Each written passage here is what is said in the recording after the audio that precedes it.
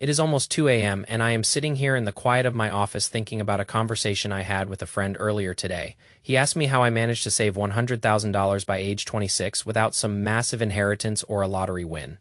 I realized then that most of us are looking for a secret door or a hidden shortcut that simply does not exist. We are bombarded with videos of people in private jets and teenagers claiming to make millions from trading crypto in their bedrooms. It creates this toxic feeling that if you are not getting rich overnight, then you are somehow failing at life. I want to tell you right now that those stories are the outliers, and most of them are not even real. I am 26, just like many of you, and I have realized that true wealth is built on the most boring foundations imaginable. I used to think I needed to find the next big stock or the next massive trend to make it. I thought I was a genius when I made $500 on a random trade, but it was actually just a hallucination before I got hit by the reality of the market. Real wealth is not about the home run. It is about not striking out for 10 years straight. We need to talk about the math of being human and the reality of our current economy in 2026. The data can be scary, and the headlines are designed to keep your heart rate high. But if you can master your own reaction to the noise, you have already won the biggest battle. I want to walk you through exactly how I think about money, not as a score, but as a tool for freedom. Wealth is the ability to say no to things you do not want to do. It is the ability to sleep through a recession because you know your foundation is solid. Let us start with the first principle, which is that your income is your greatest wealth building tool.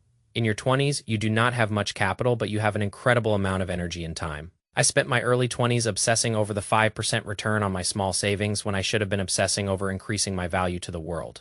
If you can increase your income by $20,000, that is a 100% return on your most important asset, which is yourself. The math of the first $100,000 is brutal because the compound interest has not started to do the heavy lifting yet. You have to push the car up the hill by yourself for the first few years. I remember living in a tiny apartment and driving a car that made a weird noise every time I turned left. My friends were out buying new clothes and expensive dinners while I was eating home-cooked meals and tracking every single cent. It was not because I was cheap, but because I was intentional. I wanted to buy my future self a life where I did not have to worry about the price of a flight or an emergency bill. There is a massive difference between being frugal and being cheap. Being cheap is about the price of everything, while being frugal is about the value of everything. I value my peace of mind more than a luxury watch or a fancy car that depreciates the moment I drive it off the lot. We are living in an era of lifestyle inflation where as soon as someone gets a raise, they immediately find a way to spend it. If you can keep your expenses flat while your income grows, the gap between the two becomes your ticket to freedom. That gap is where the magic happens. That gap is what I used to buy my first $100,000 of stability. Let us talk about the emergency fund, because this is the first layer of being recession-proof I see. So many people jumping into high-risk investments when they do not even have $1,000 in a savings account. That is like trying to build a skyscraper on a swamp. You need that micro cushion of $1,000 to protect you from the small dumb things that life throws at you. Once you have that, you move to 1 month of expenses and then finally to 6 months. When I hit my 6-month emergency fund, I felt a weight lift off my shoulders that I cannot even describe. Suddenly, my boss did not have power over my emotions anymore.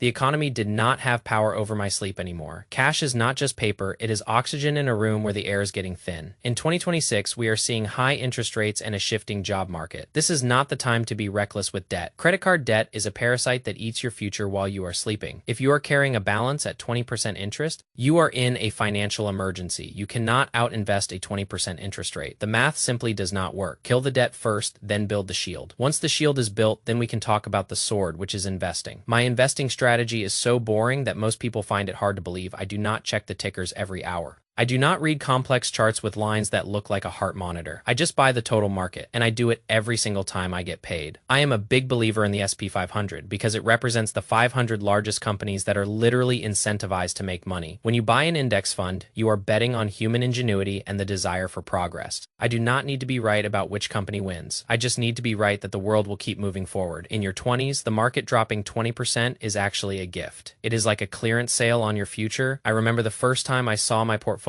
dropped by $5,000 in a single week. I felt sick to my stomach. I wanted to sell everything and hide under my bed. But then I went back to the math. I realized that if I did not sell, I had not actually lost anything. I just owned the same amount of shares at a lower price. So I did the opposite of what my gut told me, and I bought more. That is the discipline that separates the wealthy from the crowd. The crowd reacts while the wealthy prepare. If you can master the psychology of a downturn, you will find opportunities where everyone else finds panic. Wealth transfer happens during the times when people are most afraid, but you can only take advantage of those opportunities if you have the cash and the calm.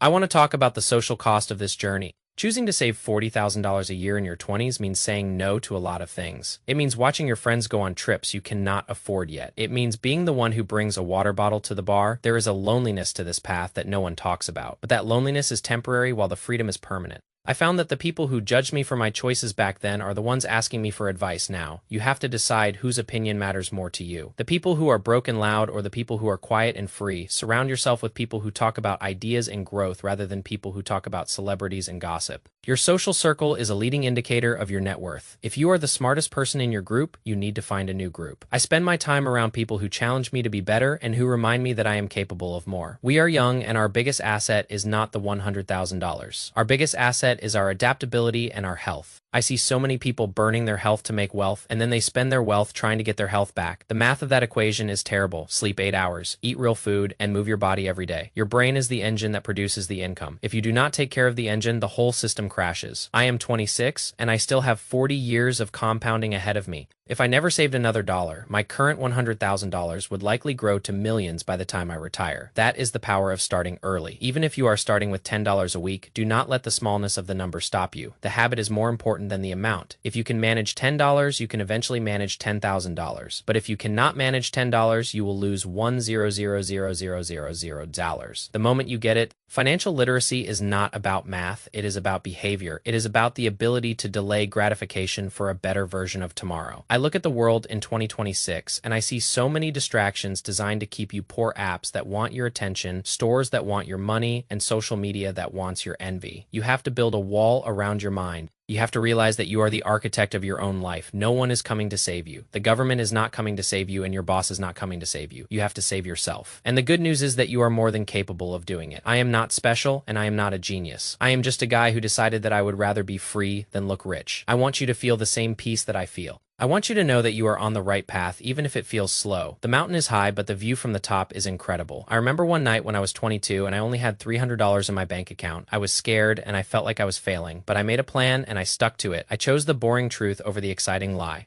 Every dollar I saved felt like a small victory. Every month I hit my budget felt like I was taking back control. Consistency is the only bridge between where you are and where you want to be. Do not compare your chapter 1 to someone else. Chapter 20, focus on your own math and your own journey. I have made mistakes along the way too. I bought things I did not need. And I wasted time on projects that went nowhere, but I learned from them and I kept moving forward. Failure is just data. If you choose to look at it that way, I am 26 and I am just getting started. We have so much time to build something beautiful. The $100,000 is just a number, but the person I had to become to get that number is what really matters. I became someone who is disciplined and patient and clear-headed, and those traits are worth more than any amount of money in the bank. I hope you find your own version of that clarity. I hope you choose to build a foundation that can withstand any storm. The world will keep spinning and the markets will keep moving up and down, but you will be steady. You will be the one who stays calm when everyone else panics. You will be the one who finds the opportunity in the chaos. Thank you for spending this night with me. It means a lot that we can have these honest conversations. Money is a difficult topic, but it is one we have to face if we want to live well. I believe in you, and I believe in our generation. We are smarter and more connected than any that came before us. Let us use that power for something good. Let us build a life of freedom and purpose. I will be here sharing my journey and my mistakes so that you do not have to make them. We are in this together, $1 at a time, and one boring decision at a time. The future is bright. If you are the one holding the light, I am going to go get some rest. Now I suggest you do the same. Tomorrow is a new day to build something great. Take care of yourself and stay focused on the truth. The numbers do not lie, and neither does hard work. I will talk to you very soon. I really appreciate the support you show me on this channel. It keeps me going, and it keeps me honest. I want to be the voice of reason in a world of noise. I want to be the friend who tells you the truth even when it is hard to hear. You have everything you need to succeed. Just stay the course, be patient, and be kind to yourself. The wealth will come, but the character stays.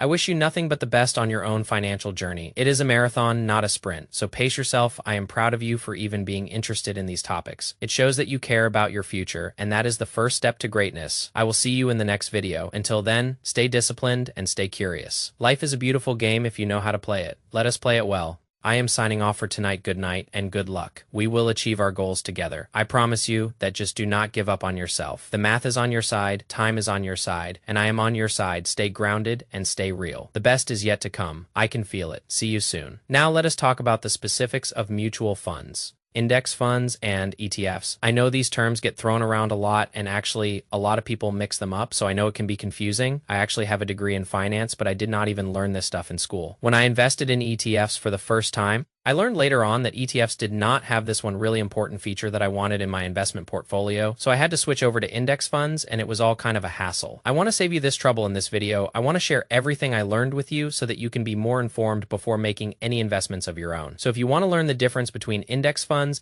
mutual funds, and ETFs, and which option might make the most sense for you, then keep on watching. Mutual funds came way before index funds and ETFs, and they were created as a way for a bunch of people to pool their money and make investments together. Mutual funds offer three major benefits. The first is convenience. By investing in a mutual fund, you get to own a bunch of different stocks all in one easy package. A mutual fund could have hundreds of different stocks in it, but you only have to make one purchase. The second major benefit is diversification. Diversification is a strategy that reduces your investing risk by spreading out your eggs. That way, if one stock in the mutual fund totally crashes, you will still be fine. The third benefit of mutual funds is that they are managed by investment professionals. So rather than try to find stocks on your own, you have some super smart guy pick the stocks for you. But the problem with having professional fund managers is that they charge a lot of fees. When some really smart professional is picking the stocks for your mutual fund, that is called active management. In return for managing your money, actively managed, mutual funds charge an annual fee of 1 to 2% of your account balance every year. $200 of a $10,000 investment goes straight into the fund manager's pocket.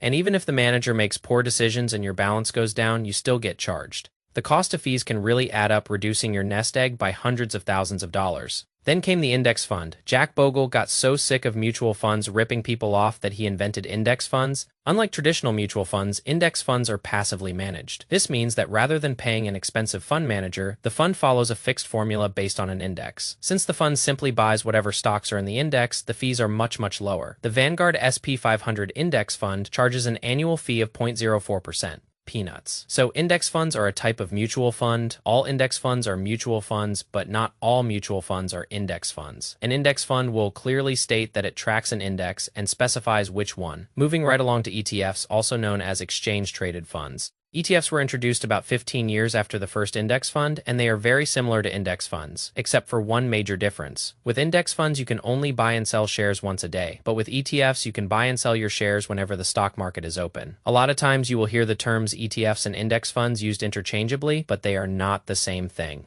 In my experience, being able to trade ETFs really does not help you achieve long-term investing success, because the fact that it trades like a stock really only encourages impulsive buying and selling. Human nature has a tendency towards gambling-like behavior, which is the opposite of smart investing. So I personally think ETFs do more harm than good.